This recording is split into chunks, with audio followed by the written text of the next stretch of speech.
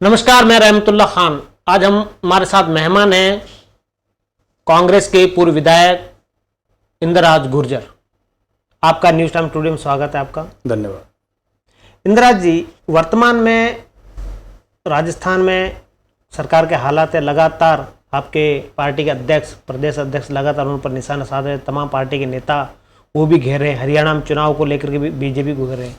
क्या मसला लग रहा है आपको? देखिए, 2023 में जिस प्रकार से भारतीय जनता पार्टी को राजस्थान की जनता ने मैंडेट दिया, आज उसका उल्टा हो रहा है। प्रदेश में अपराध चरम सीमा पे पहुंच चुके हैं, भ्रष्टाचार चरम सीमा पे है और जनता आज जो महसूस करी, अपने आप को ठगा सा महसूस कर रही है। जनता को लग ही नहीं रहा कि प्रदेश में कोई शासन चल रहा है। विधायक कह रहे हमारी नहीं चल रही, मंत्री कह रहे हमारी नहीं चल रही, मुख्यमंत्री कह रहे मेरी नहीं चल रही। तो मुझे लगता है सरकार में चल किसकी रही है? जनता जाए तो किसके पास जाए, अपनी समस्या लेके किसको बताए? पूरे सिस्टम को कौन चला रहा है, पर्दे के पीछे से कौन सरकार को चला रहा है, किसी को पता नहीं है। तो एक तरह से अराजकता की स्थिति राजस्थान में बनी हुई है। चरम सीमा पे अपराध आप देख रहे हैं, जिस तरीके से चारों तरफ मर्डर हो रहे हैं, बलात्कार हो रहे हैं, किस तरीके से लड़ाई झगड़े हो रहे हैं। तो हालात प्रदेश में बहुत विकट हैं और जनता इस तरीके से महसूस करी जिस तरीके से राजस्थान में राष्ट्रपति शासन लगा हुआ। आम जन जब हम गांव में जाते हैं, लोगों से मिलते हैं, तो अपने आप को ठगा सा महसूस करते हैं। उनको लगता है कि राजस्थान में सरकार ही नहीं है, किसी की चल ही नहीं रही। सब कहते हैं हमारी नहीं चल रही, हमारी नहीं चल रही, हमारी नहीं चल किसके रही है राजस्थान में? कानून व्यवस्था पर आपने सवाल खड़े किए। कांग्रेस सरकार में भी कानून व्यवस्था क्या लग रहा है ठीक थी? वहां भी तब भी अपराध तो तब भी थे। नहीं, अपराध हैं और अपराध रहेंगे, मैं ये नहीं कह सकता, लेकिन उसको कंट्रोल करने के लिए सिस्टम सरकार का होता है, जो इस बार नहीं है। डिसीजन पावर सरकार में किसी के पास नहीं है। मुझे लगता है मुख्यमंत्री जी के पास भी डिसीजन पावर नहीं है। दिल्ली से पर्ची आती है, उस आधार पे काम होते हैं। तो जो माहौल प्रदेश में बना कि पर्ची सरकार का माहौल बना, वो नीचे तक चला गया जनता में। अधिकारी निरंकुश हो चुके हैं। जनप्रतिनिधि, जनता का चुनाव प्रतिनिधि होता है विधायक, विधायकों से सरकार बनती है। तो जब विधायक ये कह रहे हैं कि हमारी नहीं चल रही, पिछले दिनों आपने देखा होगा लालसोट के विधायक का कि हमारी नहीं चल रही, हमारे कहने से काम नहीं हो रहे हैं। किरोड़ी मीणा जी जिस तरीके से इस्तीफा दे करके बैठे हैं, अब सरकार की स्थिति ना निगलते बन रही ना उगलते बन रही। या तो उनका इस्तीफा स्वीकार करें, और स्वीकार नहीं करें तो वो काम करें। अब उस विभाग में जो इतना बड़ा विभाग है, कृषि विभाग, जो सीधा किसानों से जुड़ा हुआ विभाग है, उसका काम ठप पड़ा हुआ है। ये नहीं पता उस सरकार के उस विभाग का मंत्री कौन है, उसको चला कौन रहा है विभाग को। तो ये अराजकता की स्थिति बनी हुई है प्रदेश में इस तरीके से। आप बोले विधायक सवाल खड़े कर रहे हैं। कांग्रेस सरकार में भी सरकार पर कांग्रेस के विधायकों ने सवाल खड़े किए थे, सड़कों पे उतरे थे कांग्रेस के विधायक। बिल्कुल उतरे थे। हमारी पार्टी डेमोक्रेटिक पार्टी है, आज भी है, कि हमारी सरकार, हमारे मुख्यमंत्री, हमारे मंत्री अगर गलत करते तो हम लोग सरकार के खिलाफ खड़े होने की हिम्मत भी रखते थे और आज भी रखते हैं कि हम बोलने की हिम्मत रखते हैं, कि क्योंकि हम जनता के प्रति जवाबदेही हम सब लोगों की, हमारी पार्टी की जवाबदेही है।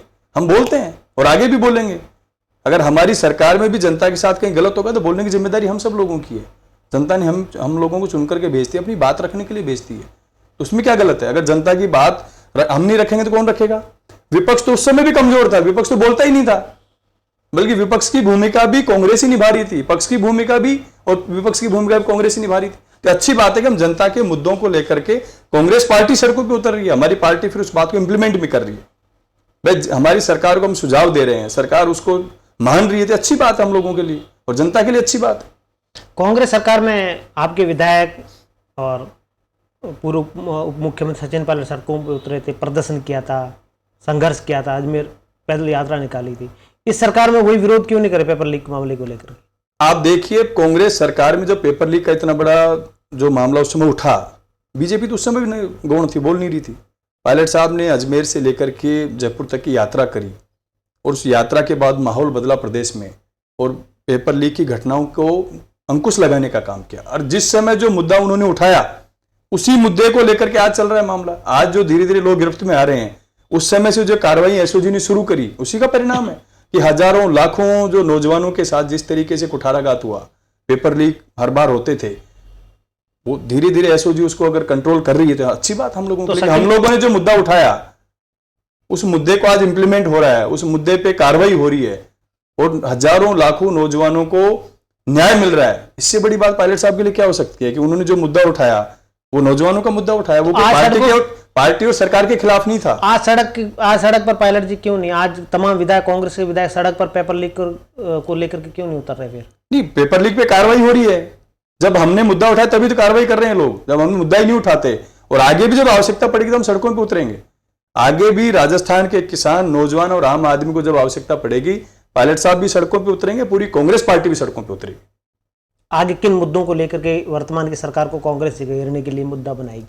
अभी देखिए, समय समय पे जो मुद्दे हमारी पार्टी के सामने आएंगे, जनता के जिन मुद्दों पे नकारात्मक जनता पे प्रभाव पड़ेगा, उन मुद्दों को लेकर के हम निश्चित रूप से जनता के बीच में जाएंगे। ईआरसीपी का इतना बड़ा इन लोगों ने ड्रामा रचा, आज 10 महीने हो गए, कुछ पता है ईआरसीपी का? पता है किसी को ईआरसीपी कहाँ है?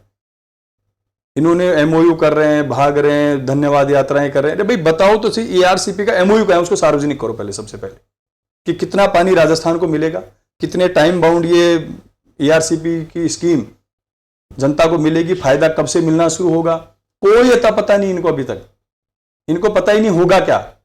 धन्यवाद ले रहे हैं, बजट घोषणाएं कर रहे हैं, लेकिन अता पता उसका आज तक, आज ये देखो, अभी तक उसका एमओयू सार्वजनिक नहीं किया इन्होंने, सदन के पटल पे भी नहीं रखा अभी तक। जो एमओयू मध्य प्रदेश और राजस्थान के बीच हुआ, वो है कहां? उसको रखो, उसको सामने रखो जनता के, उसको पटल पे रखो और ये बताइए कि हम इतने टाइम बाउंड समय में ईआरसीपी की स्कीम को पूरा करेंगे। इतना पानी मध्य प्रदेश से हम लोग लेकर के आ रहे हैं, इनको कोई पता ही नहीं है। दिल्ली बुला के साइन करा ली, किस पे करा ली, कुछ सार्वजनिक ही नहीं कर रहे लोग आज तक। आपके क्षेत्र में कौन सी बड़ी समस्या है जिसको लेकर के आप मुद्दा उठाना चाहते हैं? या फिर देखिए, मेरे क्षेत्र में सबसे बड़ी समस्या पानी की है। ईआरसीपी की स्कीम को उस समय भी हम लोग उठाते थे बार बार, जब हम लोग सत्ता में थे, तो मैं खुद भी उस समय से सरकार के खिलाफ भी बोलना पड़ता था, हम लोग बोलते थे। लेकिन हमारी सरकार ने बार बार दिल्ली को आग्रह किया, केंद्र सरकार को, कि इसको राष्ट्रीय परियोजना घोषित करिए ताकि राजस्थान की जनता को समयबद्ध पानी मिले। लेकिन उस समय चूंकि केंद्र में भारतीय जनता पार्टी की सरकार थी, उन लोगों ने इस बात पर ध्यान नहीं दिया।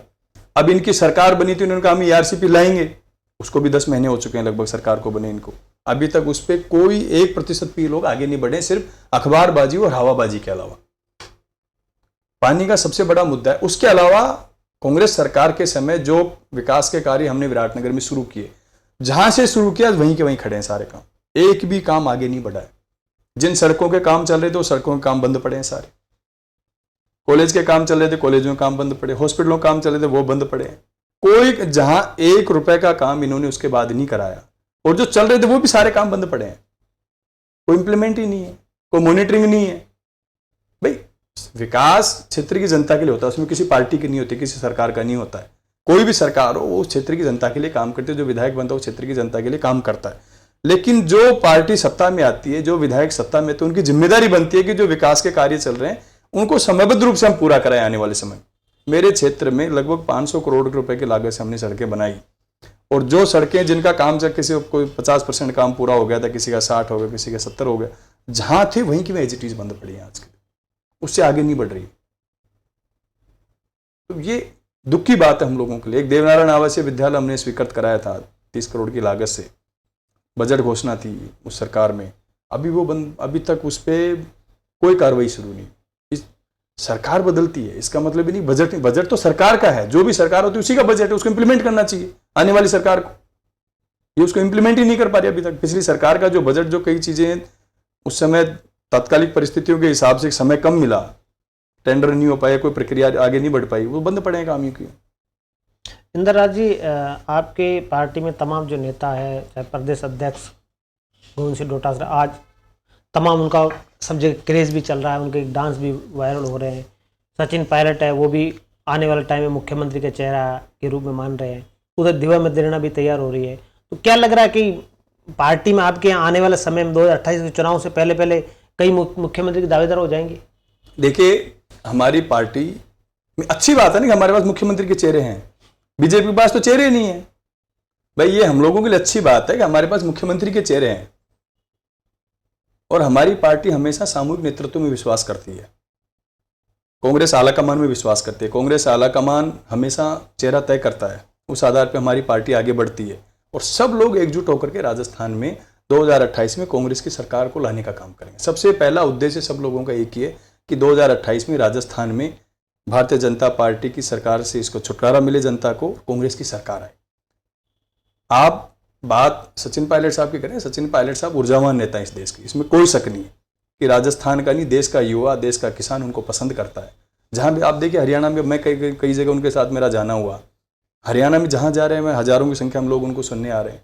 देश के किसी भी कोने में जाते हैं, लोग उनको सुनने के लिए आते हैं, उनको पसंद करते हैं, उनके फॉलोवर्स हैं। तो लीडरशिप हमारे पास इतनी मजबूत लीडरशिप है, हमारे लिए खुशी की बात है। इनके पास तो चेहरे ही नहीं है भारतीय जनता पार्टी के पास, तो ये तो कहाँ से ढूंढ के लाते हैं, कोई पता ही नहीं इनको। इनके एमएलए उनको नहीं जानते, आपस में एक दूसरे का सामंजस्य इनका आपस में नहीं है। जिस तरीके से टांग खिंचाई हो रही है, आप देख रहे हैं, किरोड़ी जी अलग भाग रहे हैं, राजेंद्र राठौड़ जी अलग भाग रहे हैं, वसुंधरा जी अलग भाग रही हैं, सब अलग अलग भाग रहे हैं, कोई पता ही नहीं। गोविंद सिंह डोटासरा की तमाम जब वो कार्यक्रम करते हैं, भीड़ तो उनमें तमाम रहती है उस कार्यक्रमों में। क्या लग रहा है उनकी भीड़ पायलट की भीड़ को कंपेयर कर पाएगी? नहीं, देखो, गोविंद डोटासरा जी हमारे प्रदेश कांग्रेस कमेटी के अध्यक्ष हैं, तो हमारे संगठन के मुखिया हैं प्रदेश के, उसमें क्या दिक्कत है? काम कर रहे हैं, पार्टी के लिए काम कर रहे हैं लगातार 5 साल से। क्रेज तो काफी है उनका। मैं क्या कर रहा हूँ, हमारी प्रदेश कांग्रेस कमेटी के अध्यक्ष हैं, हमारे सम्मान्य अध्यक्ष हैं, उनके नेतृत्व में हम सब लोग राजस्थान में काम कर रहे हैं। अच्छी बात है हम लोगों के लिए कि हमारे पास लीडरशिप है, जिनको लेकर के हम लोग आगे बढ़ रहे हैं। ये तो हम लोगों के लिए खुशी की बात है। भारतीय जनता पार्टी की तरह ऐसा नहीं कि उनके पास चेहरे नहीं है, जो चेहरे हैं उनको घर बिठा रखा उन्होंने, जो चेहरे हैं उनके पास उनको घर बिठा रखा, उनको फ्रंट पे आने नहीं देते। हमारे लिए तो अच्छी बात है कि हमारे पास अच्छे चेहरे हैं जिनको लेकर के हम आगे बढ़ सकते हैं। इंदिरा जी, तमाम जो पायलट समर्थक के विधायक रहे, उनके समर्थक तमाम नेता रहे, अशोक गहलोत जी के साथ आपकी बाउंडिंग तो ऐसा नहीं है कि खराब है, अच्छी रही है? भैया, अशोक गहलोत जी हमारी सरकार के मुख्यमंत्री रहे हैं, कांग्रेस के नेता हैं, तो सब लोगों की अच्छी है, क्या दिक्कत है उसमें? किसी खराब नहीं, कोई नहीं खराब क्या है, अपने अपनी विचार। भाई हो सकता है, देखो मैं किसी लीडर को पसंद करता हूँ, भाई मैं सचिन पायलट जी को पसंद करता हूँ, इसलिए पसंद करता हूँ कि उन्होंने मुझे राजनीति में आगे बढ़ाया। मैं एक साधारण परिवार का आदमी, किसान का बेटा, जिसका कोई राजनीतिक बैकग्राउंड नहीं, जिसका कोई आर्थिक बैकग्राउंड नहीं, मुझे विधानसभा का टिकट दिया, मेरे को चुनाव जितवाने में पूरा सहयोग दिया, मुझे आगे बढ़ाया, तो स्वाभाविक है मैं उनको पसंद करता हूँ, मैं उनको अपना नेता मानता हूँ, और मानना भी चाहिए। मैं तो ये कहता हूँ, जो व्यक्ति जीवन में आपको दे उसका एहसान मानना चाहिए, एहसान फरामोश नहीं होना चाहिए इंसान को। तो मुझे उन्होंने दिया है, तो मैं उस बात को डिनाई कैसे कर सकता हूँ? उन्होंने मुझे दिया है, मान दिया, सम्मान दिया, उनकी वजह से मेरी पहचान बनी, राजस्थान में नहीं देश दुनिया में पहचान बनी है, तो मैं उस बात को कैसे भूल सकता हूँ? भूलना भी नहीं चाहिए। देखो, राजनीति में कब क्या कौन बनेगा ये सब समय तय करता है, ये सब भाग्य तय करता है इंसान का, कि किसको किस समय क्या मिलेगा। लेकिन आप अपनी अंतरात्मा से अगर आप संतुष्ट हो, उससे बड़ा सुखी व्यक्ति जीवन में कोई नहीं है। जो आत्मसंतुष्ट आदमी इस दुनिया का सबसे सुखी आदमी, जो आत्मसंतुष्ट नहीं हो कभी सुखी नहीं हो सकता। मैं इसलिए संतुष्ट हूं कि मेरे एक साधारण परिवार का आदमी, जिसका कोई राजनीतिक बैकग्राउंड नहीं, मेरी योग्यता को पहचाना सचिन पायलट साहब, मुझे टिकट दिलवाया, मुझे चुनाव लड़वाया, मुझे चुनाव जिताया, तो मेरे लिए खुशी की बात है। ठीक है, मुख्यमंत्री के रूप में अशोक गहलोत जी के नेतृत्व में हम सब लोगों ने 5 साल काम किया, हमारे सब लोग मिलकर के पार्टी के लिए काम करें, हमारे लिए खुशी की बात। लेकिन जो व्यक्ति आपको आगे बढ़ाए, जो व्यक्ति आपको मान और सम्मान दे, जो प्यार प्रेम दे, हमेशा उसकी इज्जत, उसका मान सम्मान करना चाहिए, उसके साथ कभी धोखा नहीं करना चाहिए। मेरा ये सिद्धांत है, मेरा ये मानना। पिछली सरकार में तमाम आपके विधायकों ने काफी सरकार के खिलाफ बोला, लेकिन आपके इतना कोई ऐसा कोई नहीं आया कि आपने सरकार के खिलाफ बोला है? नहीं, समय पड़ा तो मैंने विधानसभा में कई बार, अगर मेरी विराटनगर की जनता के खिलाफ कोई बात होगी या राजस्थान की जनता के हितों के खिलाफ कोई बात हो, तो बोलने में मुझे भी कोई दिक्कत नहीं है, उसमें क्या दिक्कत है? और हम लोग जनप्रतिनिधि हैं, उसमें किसी को बुरा नहीं मानना चाहिए, वो किसी व्यक्ति के खिलाफ नहीं होते हैं। हम सरकार के खिलाफ इसलिए बोलते हैं कि जब हमारी जनता के खिलाफ कई बार कोई ऐसी भावना, जनता की भावना जिसके खिलाफ सरकार काम करना चाहती, हमें बोलना चाहिए, क्या दिक्कत है? जनता ने चुना इसलिए है, इसमें कोई बुरी बात नहीं है। और कांग्रेस में कभी इस बातों का कभी बुरा नहीं माना गया।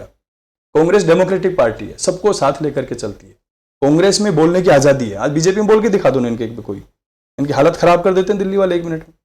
हमारे तो बोलते हैं, हमारे देश में भी जो बड़ी लीडरशिप है वो सुझाव देती है, वो बोलती है, उसको पार्टी मानती भी है, और मानना भी चाहिए। आपके पार्टी के नेता बार बार सरकार, भजनलाल सरकार को पर्ची सरकार, ऐसा क्यों? सच्चाई है। तो आप देखिए ना, जब तक दिल्ली से कोई फरमान नहीं आता, सरकार के स्तर पे कोई फैसले नहीं हो रहे राजस्थान में।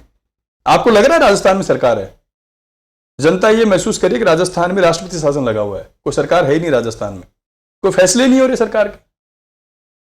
जिन अफसरों पे, जिन ब्यूरोक्रेट्स पे आरोप लगाते थे हमारी सरकार के समय, आज कहां हैं सारे लोग? अब दूध के दूल्हे कैसे हो गए? अब गंगाजल छिड़क दिया उन सब लोगों पे। जिन नेताओं पे आरोप लगाते थे भारतीय जनता पार्टी वाले, ये करप्ट हैं, ये चोर हैं, ईडी भेजते थे, इनकम टैक्स भेजते थे, सीबीआई भेजते थे। जब वो बीजेपी में शामिल हो गए सब ईमानदार हो गए वहां जाते ही। इसका जवाब देना चाहिए। राजस्थान की जनता ने जवाब दिया है लोकसभा चुनाव में इन लोगों को। ये 25 की बात करते थे, 400 पार की बात करते थे। हमने 11 सीटें जीती, 12वीं सीट भी इन्होंने जबरदस्ती जीती है सत्ता के बल पे। 1500 वोटों से हमारे प्रत्याशी को हराया, अनिल चोपड़ा जी को। हम जीते हुए प्रत्याशी को हमारे को हराया। देश में 400 पार की बात करते थे, 240 पे अटक गए आकर के। बैसाखी की सरकार चल रही पूरे देश में। हरियाणा में क्या लग रहा है आपको? हरियाणा में कांग्रेस जीतेगी, 100% कांग्रेस की सरकार बनने जा रही है हरियाणा में। सब लोग मेहनत कर रहे हैं, सारे नेता लगे हुए, हमारी पार्टी लगी हुई, हमारा कार्यकर्ता लगा हुआ है। और हरियाणा की जन भावना है कि वहाँ सरकार कांग्रेस पार्टी की बनने जा रही है। मुझे भी कई विधानसभा क्षेत्रों में जाने का मौका मिला है। जिस तरीके का माहौल हरियाणा में है, किसानों के साथ जो अन्याय भारतीय जनता पार्टी ने किया, युवाओं के साथ किया, जातियों को लड़ने का काम किया, उसके विरोध में इस बार हरियाणा में कांग्रेस की सरकार बनने जा रही है। वहाँ पर राजस्थान से अशोक गहलोत को वहाँ पर पर्यवेक्षक बनाया, ऑब्जर्वर बनाया सीनियर। तो क्या राजस्थान में तमाम, सचिन पायलट जी भी गए, डोटासरा, टीकाराम जूली, तो राजस्थान के नेताओं का काफ़ी वहाँ पर अहम योगदान रहेगा? देखिए, हरियाणा राजस्थान से सटा हुआ स्टेट। हरियाणा और राजस्थान का रोटी बेटी का रिश्ता है, प्यार प्रेम मोहब्बत का रिश्ता है। तो राजस्थान काफ़ी जुड़ा हुआ है हरियाणा से, इसलिए राजस्थान के नेताओं का काफ़ी प्रभाव वहाँ पड़ता है। जैसे मेरी कॉन्स्टिट्यूंसी से 20 किलोमीटर दूर पे हरियाणा शुरू हो जाता है।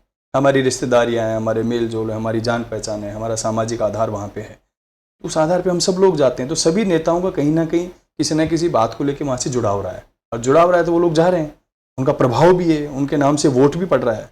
मैं पायलट साहब के साथ कम से कम 7-8 विधानसभाओं में गया हूँ वहाँ, तो जो माहौल उनके नाम का वहाँ देखने को मिला, लोगों ने कहा भी है कि पायलट साहब आए तो हम वोट देंगे कांग्रेस पार्टी को। उनका प्रभाव है, तो जो जा रहे हैं उनके नाम का प्रभाव है, इसलिए वहाँ जा रहे हैं, और प्रभाव पड़ता भी है क्योंकि हरियाणा हमारा सटा हुआ स्टेट है। वहाँ का कल्चर हम जैसा है, वहाँ की बोलीचाली हम जैसी है, वहाँ का खान पान हम जैसा है, हमारी सबकी रिश्तेदारियाँ एक दूसरे के अटैच हैं आपस में, उसका काफ़ी प्रभाव। आने वाले टाइम में कांग्रेस राजस्थान में प्रदेश की जनता को कैसे दिखाएगी हम एकजुट हैं? नहीं, कांग्रेस एकजुट होकर काम कर रही है हमेशा से। आप देखिए, जहाँ भी धरने प्रदर्शन होते हैं सब नेता हमारे जाते हैं। बीजेपी के खिलाफ जो भी बोलना होता है सब नेता मिलकर के बोलते हैं। बड़े आंदोलन की अगर तैयारी जब भी होती है तो सारे नेता मिलकर के वहाँ जाते हैं। तो कांग्रेस पार्टी एकजुट होकर के चुनाव लड़ेगी और 2028 में राजस्थान में सरकार बनाने का काम करेगी। क्या लग रहा है, अशोक गहलोत जी, सचिन पायलट जी के बीच मनमुटाव नहीं है? सारे नेता एकजुट है। मैंने कहा 2023 का चुनाव सबने मिलकर लड़ा, आप सबने देखा होगा। कभी किसी ने के खिलाफ बोला किसी व्यक्ति ने? एक व्यक्ति ने किसी टिकट बटे, बहुत शांति से बटे। भारतीय जनता पार्टी में तो कितनी जूतम बाजार हुई, हमारे यहाँ बिल्कुल शांति से टिकट बटे। टिकट बटने के बाद सब नेताओं ने प्रचार किया, सबके वहाँ गए प्रचार करके, और कांग्रेस पार्टी ने अच्छा परफॉर्म किया, और अभी भी सब मिलकर के काम कर रहे हैं। और आने वाले समय में सरकार के खिलाफ, वर्तमान भाजपा सरकार के खिलाफ कांग्रेस का कोई ऐसा एजेंडा, कोई मुद्दा जिसके आधार पर घेरेगी? यहाँ तो मुद्दे ही मुद्दे हैं, मुद्दे ही मुद्दे हैं। आने वाले समय में और तेजी से कांग्रेस पार्टी इनको उठाने। ERCP का इतना बड़ा मुद्दा इनके गले की फांस बनेगा। ये कह रहे हैं हम 2028 से पहले पानी ले आएंगे। जब आप लोगों ने आज तक MOU सार्वजनिक नहीं किया, आपकी DPR आज तक नहीं बनी, तो आप कब तो उसकी टेंडर प्रक्रिया करोगे, कब उसको शुरुआत कराओगे, कब उसका उद्घाटन करोगे, शिलान्यास करोगे?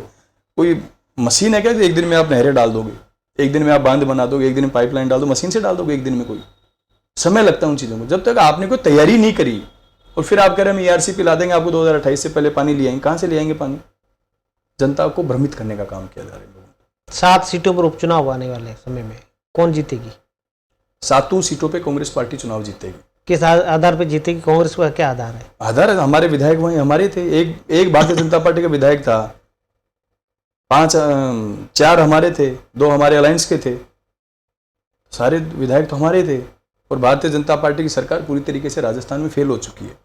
प्रशासन नाम की कोई चीज़ नहीं है, शासन नाम की कोई चीज़ नहीं है। राष्ट्रपति शासन जैसी फीलिंग जनता को आ रही है। इन मुद्दों को लेकर के हम जनता के बीच में जाएंगे, हमारी पार्टी एकजुट होकर के चुनाव लड़ेगी और निश्चित रूप से हम उपचुनाव जीतने का काम करेंगे। इंदिराज जी, पुलिस ने कल मेस का बहिष्कार करके विरोध जताया। उनकी कोई मांग है DCP कुछ पदोन्नति को लेकर के समय पर नहीं होती है, उनके यात्रा भत्ता वो समय पर नहीं, तमाम मांगों को लेकर के तो इस पर क्या करना चाहिए सरकार को? ये पुराने कांग्रेस सरकार की फाइल अभी पेंडिंग पड़ी है। देखिए, मेरा एक मानना है कि हम कई बार पुलिस को दोष तो देते हैं, लेकिन अगर नजदीकी से आप पुलिसिंग के सिस्टम को देखें तो मुझे लगता है उनके साथ अन्याय होता है। पुलिस 24 घंटे की ड्यूटी करती है, 24 घंटे की ड्यूटी है पुलिस की। रात के 2 बजे भी मैसेज आएगा तो पुलिस भाग के जाएगी। पानी में पुलिस कूदेगी, आग में भी पुलिस कूदेगी, गंदगी में पुलिस कूदेगी, अच्छे में भी जाएगी, बुरे में भी जाएगी। तो जिस तरीके से पुलिस काम करती है उस तरीके से उनको सुविधाएं देनी चाहिए, उनको छुट्टियां भी देनी चाहिए ताकि वो डिप्रेशन में नहीं आए, परिवार को समय नहीं दे अपने परिवार को समय दे पाए। उनको आप सैलरी भी अच्छी दो ताकि करप्शन की तरफ उनका दिमाग नहीं जाए। करप्शन आदमी तब करता है जब कहीं ना कहीं वो हाथ तंग की उनकी स्थिति आती है। उनको समय भी दो, उनको अच्छी सुविधाएं दो, आप उनको सैलरी अच्छी दो ताकि वो लोग फ्री माइंड होकर के जनता के हितों के लिए काम कर सकें। उनकी मांग माननी चाहिए। देखो पुलिस में अधिकारियों की आप बात छोड़ो, लेकिन नीचे जब आप कांस्टेबल, हेड कांस्टेबल लेवल पे आप जाओगे ना, बेचारों की दुर्गति है उन लोगों की, सच बिल्कुल बहुत दुर्गति है, सच बता रहा हूँ मैं आपको। उन बेचारों को छुट्टियां समय पे नहीं मिलती, उनको खाना समय पे नहीं मिलता, 12-12 घंटे 24-24 घंटे काम करते हैं। रात को 2-2, 3-3 बजे डेड बॉडी के पास पुलिस वाले बैठे रहते हैं बेचारे। उनकी क्या स्थिति बनती है वहाँ, जहाँ कोई नहीं जा सकता वहाँ पुलिस को जाना पड़ता है, मजबूरी है। तो उन लोगों को सुविधाएं भी सरकारों को देनी चाहिए ताकि वो लोग फ्री माइंड होकर के काम करें। अन्य विभाग तो कर्मचारी हो, अधिकारी वो तो आंदोलन कर ले, पुलिस आंदोलन भी नहीं कर सकती, पुलिस हड़ताल पे नहीं जा सकती। वही मैं कह रहा हूँ कि पुलिस हड़ताल पे नहीं जा सकती। अन्य विभाग के अधिकारी 10 से 5 के अपनी नौकरी करते अपने घर जाते हैं। पुलिस रात के 2 बजे भी भागती है, रात के 8 बजे भी भागती है, सुबह 4 बजे भी भागना पड़ता है, नींद भी पूरी नहीं होती है, खाना भी समय पे नहीं खाते हैं। फिर अगर हम उनको सुविधाएं नहीं दे रहे तो मैं सोचता हूँ उनके साथ अनजस्टिस है। देना चाहिए, उनको अच्छी सुविधाएं हम लोगों को देनी चाहिए। हम सुविधाएं देते नहीं बल्कि उन पर आरोप लगाते हैं। पुलिस पर आरोप सबसे ज्यादा पुलिस पे जाते हैं। पत्थरबाजी होती है तो पुलिस पे होती है, लट पड़ते हैं तो पुलिस पे होती है, गाड़ियां मिलती है तो पुलिस को मिलती है, लेकिन सुविधाओं के नाम पे हम जीरो। नफरी भी नहीं है, और ना ही सबसे बड़ी बात, संख्या बल इनके पर नफरी नहीं है। एक थाने में जहाँ 50 कांस्टेबल की आवश्यकता है वहाँ 10 बैठे हैं, कहीं 15 बैठे हैं, कहीं 20 बैठे हैं। इतना बड़ा इलाका उसको कैसे कंट्रोल करते हैं? जैसे मेरे, अगर मैं जयपुर दिल्ली हाईवे की बात करूँ तो हमारे जयपुर ग्रामीण जिला भी लगता है पुलिसिंग में, कोटपुतली बहरोड जिला भी हो गया हमारा। नफरी नहीं है थानों में। आधी पुलिस तो हाईवे पे लगी रहती है, कभी कोई एक्सीडेंट हो गया, कभी कोई वीआईपी मूवमेंट आ रहा है, कभी कोई झगड़ा हो गया, उस पर लगी रहती है। थानों में कांस्टेबल नहीं, हेड एएसआई के नाम पे एक एएसआई है थानों में। अब इन्वेस्टिगेशन कौन करे मुकदमों की वहां? तो समयबद्ध तरीके से इनके प्रमोशन भी हों, समयबद्ध तरीके से इनकी सैलरी का जो विसंगतियां, वेतन विसंगतियां, उनका भी निस्तारण करना चाहिए। तो पुलिस कई ऐसी जगह है पुलिस के खुद की बिल्डिंग नहीं है, कंजेस्टेड बिल्डिंग थाने चलते हैं। हाँ, कई जगह है, बहुत जगह है, जमीनें अलॉट हैं, पैसा अलॉट है, लेकिन समय पे पता नहीं क्यों नहीं हो रहा कि पुरानी बिल्डिंगों में थाना चल रहा है, सीओ बैठा है, कहीं धर्मशाला में बैठा है, कहीं मंदिर की जमीन में सीओ सर्किल चल रहे हैं, एडिशनल एसपी ऑफिस चल रहे हैं, एसपी ऑफिस चल रहे हैं, कोई पुराने भवनों में चल रहे हैं। क्यों चल रहे हैं? इन पे ध्यान देना चाहिए सरकारों को। मेरा कहना कि जिस पुलिस से हम सबसे ज्यादा काम लेना चाहते हैं, जिससे हम सबसे ज्यादा उम्मीदें करते हैं, जिसके भरोसे हम रात को चैन से सोते हैं, पूरी रात पुलिसिंग का सिस्टम काम करते हैं, इसलिए हम रात को आराम से सोते हैं, लेकिन उस पर कोई ध्यान नहीं देना चाहता। मैं मानता हूं उस पर ध्यान देना चाहिए, सरकार को इस बात पे स्पेशल ध्यान देना चाहिए। अगर पुलिस भी रात को सो जाए तो क्या स्थिति बने, आप बताना मुझे। हम सब लोग रात को सोते हैं खाना खा के आराम से, पुलिस पूरी रात को गश्त भी लगाती है, कहीं क्राइम होता है वो भागती भी है। तो उनकी सुविधाओं पर ध्यान देना चाहिए। कांग्रेस से जुड़ा, आपसे लंबा समय नहीं लेंगे, कांग्रेस से जुड़ा सवाल। अब कांग्रेस आने वाला 28 की चुनाव की तैयारी के लिए पहले क्या क्या किस तरह से करेगी और एकजुट किस तरह से रहेगी? अभी लोगों के मन में ये शंका है कि सचिन पायलट का अलग गुट है, गोविंद सिंह डोटासरा अलग कर रहे हैं, उधर अशोक गहलोत जी अलग कर रहे हैं। ये लोगों के मन में शंका है, कार्यकर्ताओं के मन में शंका है। देखिए 2028 में हम लोग जनता के मुद्दों को लेकर के जाएंगे। भारतीय जनता पार्टी की सरकार जिस तरीके से फेल हो रही है राजस्थान में, उनके फेलियर्स को, उनके मुद्दों को लेकर के हम जनता के बीच में जाएंगे। और एक चीज मैं आपको बताना चाहता हूं, कभी सचिन पायलट साहब ने, गोविंद डोटासरा जी ने, अशोक गहलोत जी ने कभी ये कहा कि हमारा कोई गुट है? कभी नहीं कहा। समर्थक मानते, मैं क्या कहता हूं, वो कभी नहीं कहते हमारा गुट एक ही है। सोनिया गांधी, राहुल गांधी, मल्लिकार्जुन खड़गे, उन्हीं का एक गुट है, जिस गुट में हम सब लोग उनके नेतृत्व में काम करते हैं। और सब लोग मिलकर के काम करेंगे और मिलकर के ही 2028 में राजस्थान में कांग्रेस की सरकार लेकर के। तो अब आपका समय ज़्यादा लिया, चलिए अब अगली बार मिलेंगे किस नई शख्सियत के साथ। आज इंदिरा जी से बातचीत की, तमाम बातों को लेकर के बहुत अच्छा लगा। इंदिरा जी से बात करके तमाम विषयों पर चर्चा की। आगे मिलेंगे नई शख्सियत के साथ, तब तक हमें इजाज़त दीजिए। नमस्कार।